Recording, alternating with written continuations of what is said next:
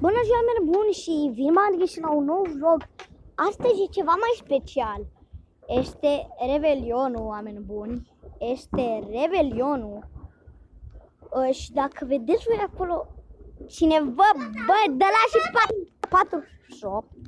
Și acum o pregătim și noi și o să revenim.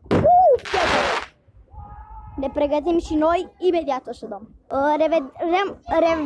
Reverim când o să dăm.